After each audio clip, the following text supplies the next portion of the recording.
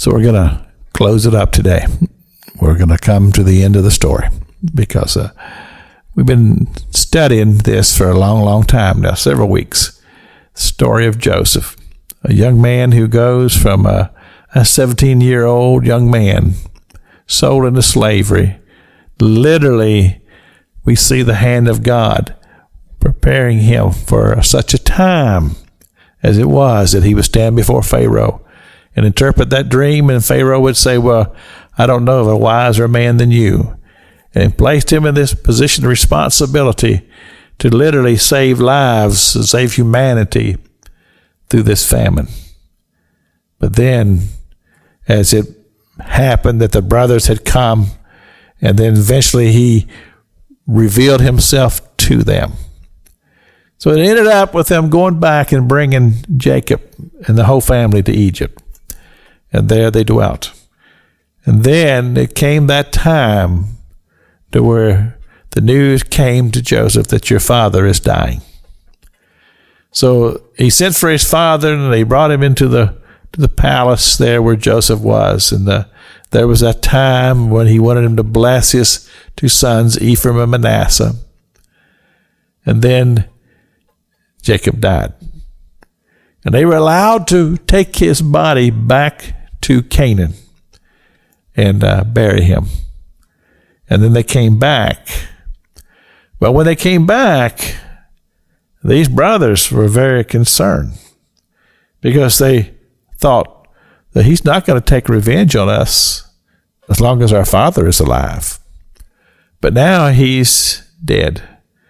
What is to stop him from taking revenge upon us for what we have done?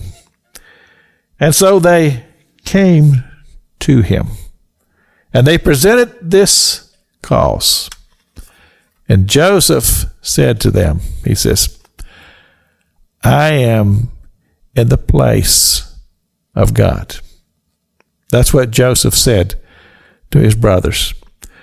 To say this, all that's happened, God has been there through the whole thing.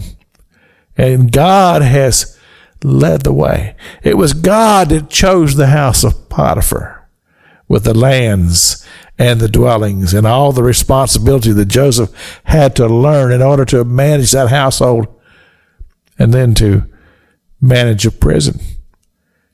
All of these things led up to his eventual time when he will become in such a position of power that to be able to manage such a thing as to store up all of these goods to where they could be preserved for 7 years to feed the world.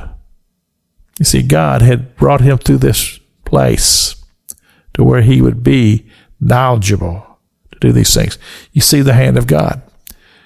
So basically, Joseph is saying to his brothers, yeah, you did wrong, but God used it. Church, listen to me. This is what God's saying to us. Things don't always go right. Things don't go always the way we planned it. Sometimes we get disappointed. But we must always see the hand of God and trust him. Trust. Trust. That's the message. We believe that God is, and we trust him. This is Pastor Jack King with the gospel on the radio broadcast.